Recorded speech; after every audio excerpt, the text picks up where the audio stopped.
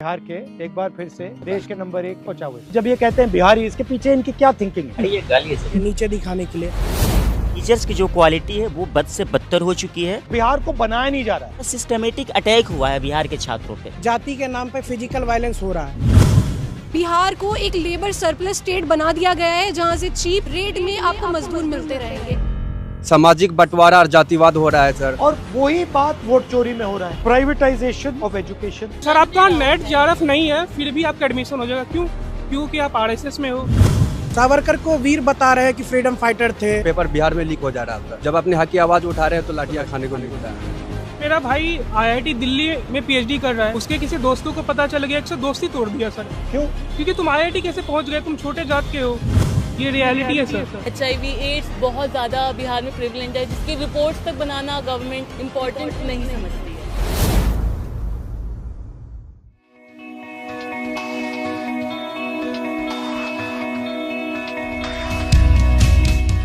Hello, how are you? Everybody studying in Delhi? How nice. All from Bihar? Nice to meet you. Hello sir, it's an honor meeting. Nice to meet you. क्या discuss करना है आज?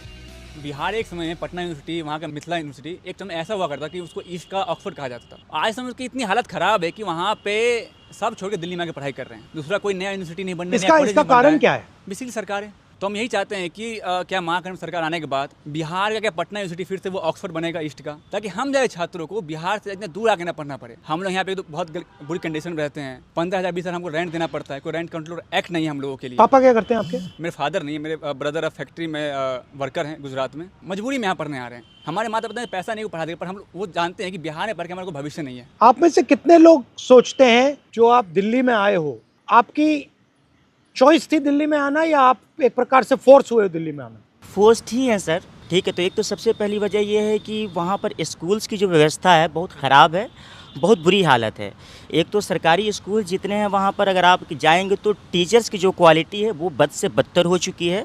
और जो वहाँ पर अगर 8वें class के बाद 10वें क्लास में अगर कोई लड़की पढ़ने के लिए जाती है तो उसको 10वें क्लास में जाने के बाद 11वें क्लास में अगर उसको अपना एडमिशन लेना होता है तो फॉर्म के नाम पर 1200 रुपया आज भी लिए जाते हैं सरकारी स्कूल में, जबकि एक पैसा नहीं लगता उस फॉर्म का। और वहाँ का टीचर प्रिंसिपल ये कहता है कि अगर आप ये पैसे नहीं देंगे तो आपका एडमिशन नहीं लिया जाएगा। वहाँ से होता ये है कि वहाँ पर उनको ड्रॉप आउट करना पड़ता है। दूसरी चीज़ ये है कि हायर एजुकेशन की बात करेंगे तो हमारे बिहार में हायर एजुकेशन की ये हालत है कि 5 साल में BA होता है। मैं गोपालगंज बिहार से आता हूँ। हमारे यहाँ सारण कमिश्नरी में छपरा ज़िला आता है। छपरा में एक JP यूनिवर्सिटी है जहाँ पर 5 साल में BA कंप्लीट होती है। लोग कहते हैं आप छपरा से आपने BA किया है, अच्छा तब तो नौकरी नहीं मिलेगी। एक तो बेरोज़गारी की हालत पूरे देश में वैसी ही है। पूरा का पूरा सिस्टमेटिक अटैक हुआ है बिहार के छात्रों पे, ठीक है, जिसका इलाज मेरे ख्याल से सारी पॉलिटिकल पार्टीज़ को सोचने की ज़रूरत है। सर फोर्स है। अगर आपको बिहार में यही सुविधा मिल जाती तो आप खुशी से वहाँ रहते? हाँ बिल्कुल सर। आपको क्या लगता है बिहार में हिंसा ज़्यादा है या दिल्ली में?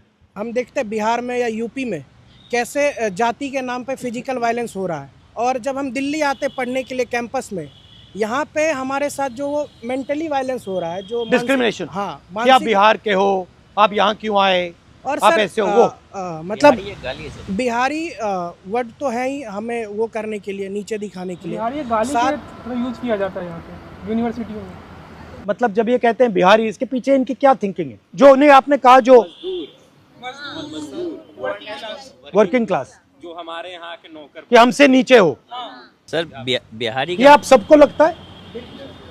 Sir, there is one another issue I want to highlight, that is the negative profiling of the state of Bihar. जैसे कि मैं गया से आती हूँ, तो as we all know, Gaya ji is one of the hub for Buddhist cultural economy and everyone in Bihar knows about Gaya. लेकिन यही चीज़ जब मैं किसी दिल्ली में किसी को बोलती हूँ कि मैं गया से आती हूँ तो उन्हें पता ही नहीं है कि गया क्या है।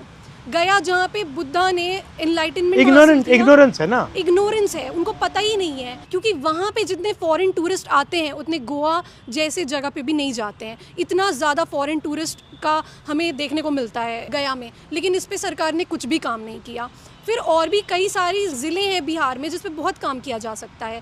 भागलपुर का सिल्क इतना फेमस है, मुजफ्फरपुर की लीची इतनी फेमस है, लेकिन वहाँ पे इंडस्ट्री सेटअप ही नहीं किए जा रहे। हर अगले इलेक्शन में आते हैं पॉलिटिकल लीडर्स और वो बोल देते हैं कि आपके अकाउंट में 10,000 चला जाएगा, आपके अकाउंट में इतना डीबीटी डायरेक्ट बेनिफिट ट्रांसफ़र हो जाएगा, और इस तरीके से बिहार को एक लेबर सरप्लस स्टेट बना दिया गया है जहाँ से चीप रेट में आपको मजदूर मिलते रहेंगे। जैसे मैं अभी यात्रा में बिहार गया और मुझे क्या लग रहा था कि जितनी नेचुरल इंटेलिजेंस मैंने वहाँ देखी वो और कहीं नहीं, बट स्ट्रक्चर बिल्कुल फेल्ड है। एक साथ बिहार को बनाया नहीं जा रहा है। कैपेबिलिटी बहुत है सर, जो कैपेबिलिटीज़ है हमारी उसको भी अब ख़त्म किया जा रहा है। जैसे मैं आपको बताता हूँ कि बिहार में अगर आप मजदूरी दर देख लें, अगर एक मजदूर एक दिन का काम करता है तो उसको 400 साढ़े 400 रुपया मिल रहा है।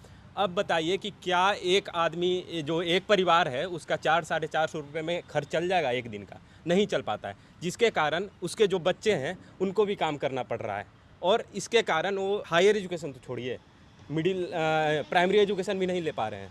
तो प्राइमरी एजुकेशन को ख़त्म करना, ये मतलब कि हमारी कैपेबिलिटीज़ को कम ही एक तरह से उस पर हमला करना है। ये मतलब कि केंद्र सरकार के द्वारा भी हो रहा है और राज्य सरकार के द्वारा भी, दोनों मिलकर ये कर रहे हैं।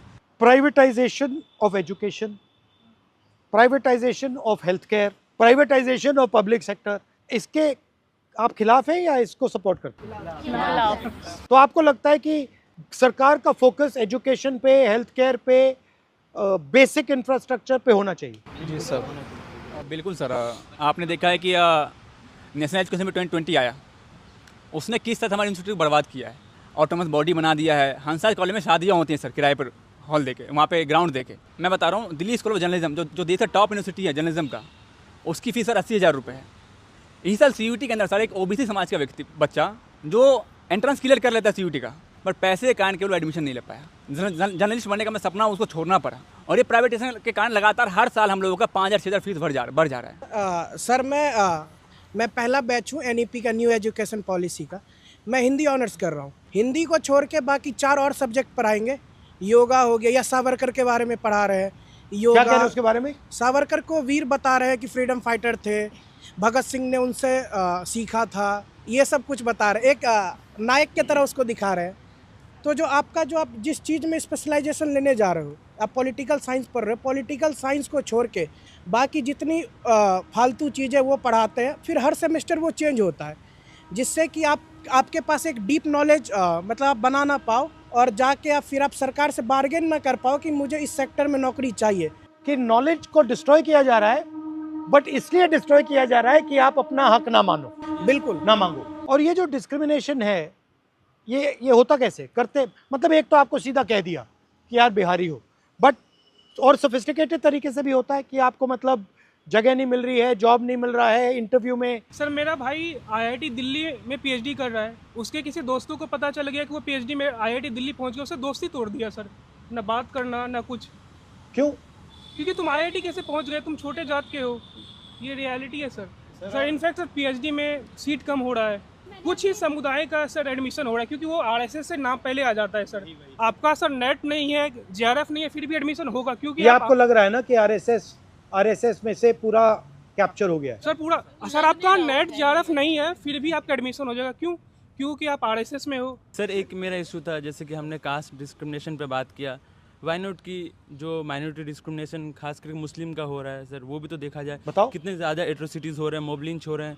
अब बिहार में आप देखिए, जब से NDA की अभी सरकार थी ही, अब फिर से आई है, तो उसमें सर हमेशा मॉब लिंच होते जा रहा है। इवन आप पूरे कंट्री में देख सकते हैं सर, कितनी ज़्यादा मॉब लिंच हो रही है। हमेशा डर रहता है कि कब हम पे क्या हो जाए, कब बाहर हम निकल रहे हैं। ट्रेन में भी जाते हैं सर, डर लगता है कि अगर कोई किसी को पता चले कि मुस्लिम है तो क्या हो जाएगा। हम एज ए स्टूडेंट जो दिक्कतें हमें हो रही है सर, ये हम बता नहीं सकते। बिहारी और दूसरा सबसे बड़ा मुस्लिम। मुझे लगता है बिहार की प्रॉब्लम जो है उनकी इंटरनल प्रॉब्लम है, असमानता जो सबसे बड़ी प्रॉब्लम है, जो जाति व्यवस्था है, और उस पर तो ही बात नहीं करना चाहता। मैं आपसे सहमत हूँ, वो तो बिल्कुल सही कह रही है, बट करें क्या? बेसिकली उन्हें ऐसा सिस्टम अपनाना पड़ेगा कि जो समानता इस्टेब्लिश हो सकती है, और जो भी चीज़ें मिल रही है वो सब तक मिले, क्योंकि आप उन्हें इजीली दूर नहीं कर सकते जाति व्यवस्था। तो अगर तो ऊंची जाति वाला शोषण कर रहा है ना, तो नीची जाति वाला वो शोषण सह रहा है। वो मान रहा है कि मैं इससे कमजोर हूँ और मेरा तो काम ही यही है, थी इनके साथ, मतलब थी इनके घर पे सफाई करना या फिर इनसे दबते रहना, मेरा काम ये है। तो आप दोनों तो दिमाग में बैठा हुआ है, ये दोनों थी प्रॉब्लम जो सॉल्व कर सकता है वो एक अच्छा शिक्षक कर सकता है। बिहारी की मेंटालिटी बदलना जरूरी है। सर मैं यूपीएससी एस्पायरेंट हूँ सर, और जिस बिहार ने सब कुछ दुनिया को इतना कुछ दिया, आज बिहार में कुछ नहीं है सर। उसका अगर 2-3 रीजन देखते हैं तो 2-3 रीजन निकल के आता है। सबसे पहले वो इसी तरह राजनीतिक में भ्रष्टाचार हो रहा है, सामाजिक बंटवारा और जातिवाद हो रहा है सर। उसके बाद शिक्षा की बदहाली हो रही है, उसके बाद ढांचागत विकास की कमी है। तो शिक्षा की बदहाली ऐसा है कि सर हम यूपीएससी का तैयारी कर रहे हैं, पेपर बिहार में लीक हो जा रहा था। जब अपने हक की आवाज़ उठा रहे हैं तो लाठियाँ खाने को मिलता है। तो इस तरह से हम लोग यहाँ पे 15,000 20,000 रुपये खर्चा कर रहे हैं। उसके बाद परचेसिंग पावर नहीं है उतना कि आप कोचिंग संस्था ले सकते हैं। एजुकेशन में सर हाईएस्ट जीएसटी है sir, second highest GST 18% GST है। अगर 18% जीएसटी और इनकम टैक्स हटा दिया जाए तो 90 रुपये में लोग कर लेंगे। हर घर में शिक्षा जला देंगे। ये एक प्रकार से आपके हक को छीनने का तरीका है। बिल्कुल सर, बिल्कुल। और वही बात वोट चोरी में हो रहा है, वोट चोरी में हो रहा, पेपर लीक की आवाज में हो रहा है। अच्छा, राजनीति में आपकी मुझसे क्या एक्सपेक्टेशन है? अगर मुझे 2-3 चीजों पे फोकस करना है बिहार में, तो मुझे किन चीजों पे फोकस करना चाहिए और क्या करना चाहिए? सर मेनली पैट्रियार्की और जो लड़कियों की शिक्षा है वो बहुत बड़ा इशू है। क्योंकि जैसे देखा जाता है कि गांव से जब लड़कियां बाहर पढ़ने के लिए आती है, सबसे पहले तो पैसे की बात आ जाती है कि पैसे लग जाएंगे। तो पैसे क्यों ना लड़की में तो नहीं लगाएंगे, लड़कों में लगाएंगे बेसिकली। और दूसरी बात ये है कि यहाँ पे रहने का खर्च इतना है ना। हॉस्टल हमारे कॉलेज में नहीं है, हॉस्टल है 5 रूम है जिसमें एक रूम में 5 लड़कियाँ रहती हैं। तो आप 5 लोगों के साथ रह के कैसे पढ़ाई कर सकते हो?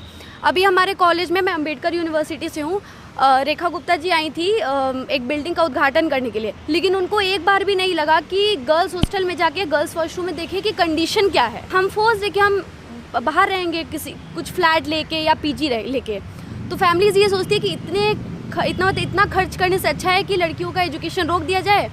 और हम सर बहुत प्रिविलेज है कि यहाँ पे आकर के पढ़ रहे हैं, बट जो मेजॉरिटी है आज भी जो चाइल्ड मैरिज है वो बहुत प्रिविलेंट है बिहार में। अगर हम मेन मुद्दे की बात करें बिहार में काम करने के लिए, तो 3 चीज़ें बहुत प्रिविलेंट है जो सबने बोला, education, employment and hospitals. Delhi hospitals, health care, या क्योंकि वहाँ पर अगर आप हॉस्पिटल्स की हालत देखेंगे ना, दिल्ली में एक सरकारी बहुत बेकार क्लिनिक भी उससे लाख गुना अच्छा है। सिरिंज नहीं है, सिरिंज एक दूसरे से लगा दिए जाते हैं, जिसमें HIV एड्स बहुत ज़्यादा बिहार में प्रिवलेंट है, जिसके रिपोर्ट्स तक बनाना गवर्नमेंट इम्पॉर्टेंट नहीं समझती है। आपका सबसे अच्छा काम मुझे वोटिंग का लगा था, वोट चोरी का, one of the best vote चोरी के मुद्दे को सबसे ज़्यादा गरीब लोग उठा रहे थे। सर उनका नाम सबसे ज़्यादा काटा गया है, बड़ी मात्रा में। एग्जैक्टली। अच्छा, जो नाम काटे गए हैं, दलित, OBC, माइनॉरिटी एंड EBC इलाकों में ज़्यादा काटे, जैसे कोसी डिवीजन है सर, उसमें ज़्यादा काटे गए नाम। बट एनीवे, थैंक यू, आप लोग आए, very nice to meet you. आप बिहार का लैंग्वेज कैसे लगा? थोड़ा मुझे थोड़ी मदद करनी पड़ेगी। हमारे बिहार के भाई बहन रौरा के छठ के हार्दिक बधाई। रौरा के छठ के हार्दिक बधाई। रौरा सबके मिल के बिहार के अस्मिता के वापस लावे के बाद बिहार के एक बार फिर से देश के नंबर 1 पे पहुँचावे के देश के नंबर 1 पहुँचावे। Thank you.